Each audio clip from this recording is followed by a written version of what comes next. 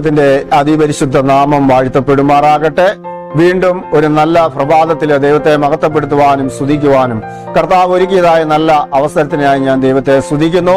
ഇന്നത്തെ മോർണിംഗ് മന്നയുടെ ചിന്താവിഷയം നമുക്ക് നൽകിയത് സൃഷ്ടിയുടെ യജമാനൻ എന്നുള്ളതാണ്. അതിനാധാരമായിട്ട് യോഹന്നാന്റെ സുവിശേഷം 1-ാം അധ്യായം അതിന്റെ 3-ാം വാക്യം, ആദിയിൽ വചനമുണ്ടായിരുന്നു, വചനം ദൈവത്തോടു കൂടെയായിരുന്നു, വചനം ദൈവമായിരുന്നു, അവൻ ആദിയിൽ ദൈവത്തോടു കൂടെയായിരുന്നു, സകലവും അവൻ മുഖാന്തരം ഉളവായി, ഉളവായത് ഒന്നും അവനെ കൂടാതെ ഉളവായതല്ല. സ്തോത്രം. ഇപ്പോൾ സൃഷ്ടിയുടെ യജമാനായിരിക്കുന്ന സ്വർഗത്തിലെ ദൈവം യോഹന്നാന്റെ സുവിശേഷത്തിലൂടെ നമുക്ക് ഒന്നുകൂടെ നമ്മളെ ഓർമ്മ, ആദിയിൽ വചനം ഉണ്ടായിരുന്നു, വചനം ദൈവത്തോടു കൂടെയായിരുന്നു. അപ്പോൾ ആ സൃഷ്ടിയുടെ ആദ്യ അവസരത്തിൽ തന്നെ ആ ദൈവത്തോടു കൂടെ ദൈവത്തിന്റെ വചനവും ഉണ്ടായിരുന്നു എന്ന് നമുക്ക് കാണുവാനായിട്ട് സാധിക്കുന്നുണ്ട്. അപ്പോൾ എല്ലാത്തിന്റെയും ആരംഭമായിരിക്കുന്ന, അല്ലെങ്കിൽ എല്ലാത്തിന്റെയും ആദ്യവും അന്ത്യവുമായിരിക്കുന്നതായ ആ ദൈവത്തിന്റെ സന്നിധിയിൽ നമ്മൾ ആയിരിക്കും. അതുകൊണ്ടാണ് ഉൽപ്പത്തി പുസ്തകം 1-ാം അധ്യായം നമ്മൾ പരിശോധിക്കുമ്പോൾ അവിടെ പറയുന്ന, ആദിയിൽ ദൈവം ആകാശവും ഭൂമിയും സൃഷ്ടിച്ചു, ഭൂമി പാഴായും ശൂന്യമായും ഇരുന്നു, ആഴത്തിന്മീതെ ഇരുൾ ഉണ്ടായിരുന്നു, ദൈവത്തിന്റെ ആത്മാവ് വെള്ളത്തിനു മീതെ പരിവർത്തിച്ചു കൊണ്ടിരുന്നു, വെളിച്ചം ഉണ്ടാകട്ടെ എന്ന് ദൈവം കൽപ്പിച്ചു, വെളിച്ചമുണ്ടായി, വെളിച്ചം നല്ലത് എന്ന് ദൈവം കണ്ടു, ദൈവം വെളിച്ചവും ഇരുളും തമ്മിൽ വേർപിരിച്ചു, ദൈവം വെളിച്ചത്തിന് പകൽ എന്നും ഇരുളിന് രാത്രി എന്നും പേരിട്ടു, സന്ധ്യയായി ഉഷസ്സായി 1-ാം ദിവസം. അപ്പോൾ അനുഗ്രഹിക്കപ്പെട്ടതായ ഒരു ദിവസം ആരംഭിക്കുന്നത് എന്ന് പറയുന്നത് സന്ധ്യയായി ഉഷസ്സായി 1-ാം ദിവസം എന്നാണ് പറയുന്നത്. അപ്പോൾ ഒരു ദിവസത്തിന്റെ പ്രാരംഭ സമയം എന്ന് പറയുന്നത് ഏകദേശം 6 മണി സമയമാണ്, അല്ലെങ്കിൽ സന്ധ്യയാകുന്ന ആ സമയമാണ് എന്ന് നമുക്ക് തിരുവനന്തപുരം സൃഷ്ടിപ്പിന്റെ ആദ്യത്തെ 1-ാം അധ്യായം 5-ാം വാക്യത്തിൽ പറയുന്നത്, സന്ധ്യയായി ഉഷസ്സായി 1-ാം ദിവസം. അപ്പോൾ ഓരോ സൃഷ്ടിപ്പും നടത്തിയതിനു ശേഷം അത് നല്ലതാണ് എന്ന് ദൈവം തന്നെ അതിനൊരു വിലയിരുത്തൽ അവിടെ നടത്തുന്നതായിട്ട് നമുക്ക് കാണുവാനായിട്ട് സാധിക്കുന്നുണ്ട്. വെളിച്ചമുണ്ടാകട്ടെ എന്ന് കൽപ്പിച്ചു, വെളിച്ചമുണ്ടായി. അപ്പോൾ വെളിച്ചവും ഇരുളും തമ്മിനെ വേർതിരിച്ചു.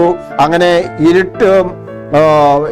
ഇരുട്ടിന് സന്ധ്യയായി ആ അനുഭവത്തെ കുറിച്ചും വെളിച്ചത്തിന് പകലെന്നും അത് പേരിടുവാൻ ഇടയായിത്തീർന്നു. അപ്പോൾ അത് നല്ലതാണ് എന്ന് രാത്രി എന്നും അത് പേരിടുവാൻ ഇടയായിത്തീർന്നു. അപ്പോൾ ദൈവം ആ സൃഷ്ടിപ്പ് കർമ്മത്തിൽ തന്നെ എല്ലാ കാര്യങ്ങളും ആദ്യം ആകാശവും ഭൂമിയും സൃഷ്ടിച്ചുകൊണ്ട് മനുഷ്യർക്ക് വേണ്ടുന്നതായ സകല കാര്യങ്ങളെയും ചെയ്തു കൊടുത്തുകൊണ്ട് ആ സൃഷ്ടിപ്പിന്റെ മഹനീയത ആദിയിൽ ദൈവത്തിന്റെ വചനത്തോടു കൂടെ ആയിരുന്നു സൃഷ്ടിപ്പിൽ എന്ന് നമുക്ക് കാണുവാനായിട്ട് സാധിക്കുന്നുണ്ട്. പ്രിയമുള്ളവരെ, അങ്ങനെ നമ്മെയും വളരെ മനോഹരമായി 6-ാം ദിവസം സ്വർഗത്തിലെ ദൈവം നമ്മെ സൃഷ്ടിക്കുവാൻ തക്കവണ്ണം ഇടയായി തീർന്നു. എന്നാൽ മറ്റ് സൃഷ്ടികളിൽ നിന്നും വ്യത്യസ്തമായി ദൈവം നമ്മെ സൃഷ്ടിച്ചത് ദൈവത്തിന്റെ സ്വന്തം സാദൃശ്യത്തിലും സ്വരൂപത്തിലുമാണ് എന്ന് നമുക്ക് കാണുവാനായിട്ട് സാധിക്കുന്നുണ്ട്. അപ്പോൾ സ്വന്തം മറ്റെല്ലാ ജീവജാലങ്ങളും പക്ഷിമൃഗാദികളും എല്ലാം ഉണ്ടാകട്ടെ എന്നുള്ള ഒറ്റ വാക്കിനാൽ കൽപ്പിച്ച് അപ്രകാരം ഉണ്ടായി. എന്നാൽ മനുഷ്യനെ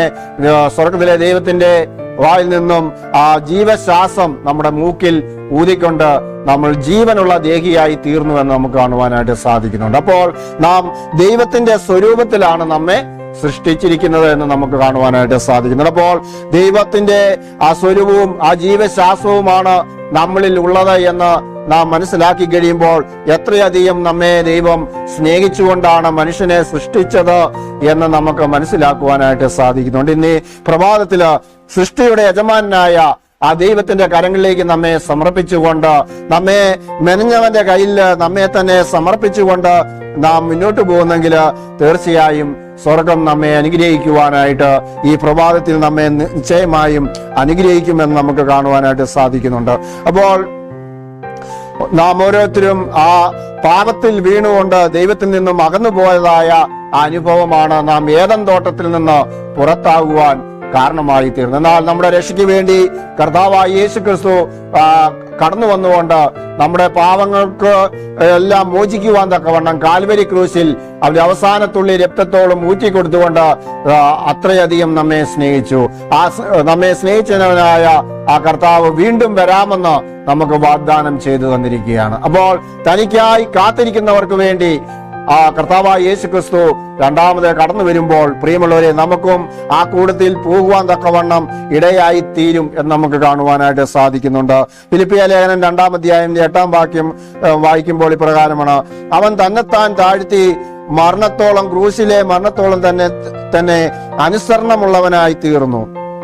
അപ്പോൾ കർത്താവായ യേശു ക്രിസ്തു, പിതാവായ ദൈവം തന്റെ ഏകജാതനായ പുത്രനെ ഭൂമിയിലേക്ക് നൽകിക്കൊണ്ടുകൊണ്ട് മനുഷ്യകുലത്തെ മുഴുവൻ രക്ഷിക്കുവാൻ തക്കവണ്ണം അവൻ ക്രൂശിന്റെ മരണത്തോളം തന്നെ താഴ്ത്തി ആ ക്രൂശിലെ മരണത്തോളം തന്നെ അനുസരണമുള്ളവനായി തീർന്നുകൊണ്ട് അറക്കാൻ പോകുന്ന കുഞ്ഞാടിനെ പോലെ മിണ്ടാതിരുന്നുകൊണ്ട് ഒന്നിനും പ്രതികരിക്കാതെ വണ്ണം അനുസരണമുള്ളവനായി പിതാവിന്റെ ഇഷ്ടം നിറവേറ്റുവാൻ ഭൂമിയിലേക്ക് കടന്നു വന്ന് നമ്മെ അത്രയധികം സ്നേഹിച്ച ആ സൃഷ്ടിയുടെ യജമാനായ ആ ദൈവത്തിൽ നമ്മെ സമർപ്പിക്കുന്നെങ്കിൽ പ്രിയമുള്ളവരെ, ഇന്ന് ഈ പ്രഭാതം തീർച്ചയായും നമ്മുടെ ജീവിതത്തിൽ ഒരു അനുഗ്രഹമായിരിക്കും. അപ്പോൾ എപ്പോഴും നമ്മുടെ സൃഷ്ടികർത്താവിനെ ഓർത്ത് ദൈവം നമുക്ക് നൽകിയതായ നന്മകളെ ഓർത്ത് നാം സ്തുതിക്കുന്നവരും നന്ദിയുള്ളവരുമായി തീരുന്നെങ്കിൽ ഓരോ ദിവസവും ദൈവം നമുക്ക് നൽകി തരുമ്പോൾ, ഓരോ മണിക്കൂറുകളും നമുക്ക് നൽകി തരുമ്പോൾ നാം നന്ദിയുള്ളവരായി തീരണമെന്നാണ് ദൈവം ആഗ്രഹിക്കുന്നത്. അപ്പോൾ സകലവും നമുക്ക് വേണ്ടി സൃഷ്ടിച്ചു തന്ന ആ സ്വർഗീയ പിതാവിന്റെ സന്നിധിയിൽ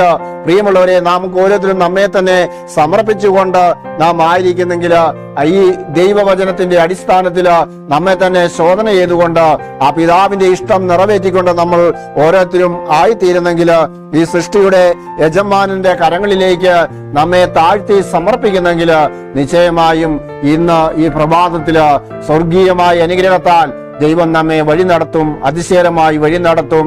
അതുകൊണ്ട് ആ സൃഷ്ടികർത്താവിനെ മറന്ന് ജീവിക്കുന്നത് ഒരിക്കലും അഭികാമ്യമല്ല എന്ന് നമുക്ക് കാണുവാൻ സാധിക്കുന്നുണ്ട്. അതുകൊണ്ട് കർത്താവായ യേശു ക്രിസ്തുവിൽ പൂർണ്ണമായി വിശ്വസിക്കുകയും അവന്റെ കൽപ്പനകളെ അനുസരിച്ച് ജീവിക്കുവാൻ തക്കവണ്ണം നാം ഒരുക്കമുള്ളവരായി, തികഞ്ഞ സ്നേഹമുള്ളവരായി, പരസ്പരം സ്നേഹിക്കുന്നവരായി തീരുന്നെങ്കിൽ സ്വർഗം നിശ്ചയമായും നമ്മെ ഈ പ്രഭാതത്തിൽ അനുഗ്രഹിക്കും. തുടർന്നുള്ള ക്രിസ്തീയ ജീവിതം നയിക്കുവാനുള്ള എല്ലാ ആത്മീയ വരങ്ങളും കൃപകളും തന്ന് സ്വർഗം നമ്മെ അനുഗ്രഹിക്കുമാറാകട്ടെ. ആമേൻ. നമുക്ക് പ്രാർത്ഥിക്കാം. കരുണ നിറഞ്ഞ ഞങ്ങളുടെ സ്വർഗീയ നല്ല പിതാവേ, ഈ നല്ല സമയത്തിനായി നിങ്ങൾ സ്തുതിക്കുന്നു, സ്തോത്രം ചെയ്യുന്നു.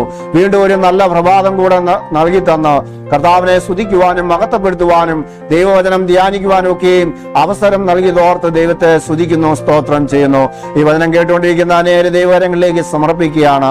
രോഗത്താലോ ക്ഷീണത്താലോ പ്രയാസത്താലോ ആയിരിക്കുന്നെങ്കിൽ കർത്താവെ, അങ്ങയുടെ വചനം അയച്ച് പൂർണ്ണമായി സൗഖ്യം കൊടുത്ത് എല്ലാ പ്രിയപ്പെട്ടവരെയും സ്വർഗത്തിലെ ദൈവം കാത്തു പരിപാലിച്ച് അനുഗ്രഹിക്കണമെന്ന് പ്രാർത്ഥിക്കുന്നു.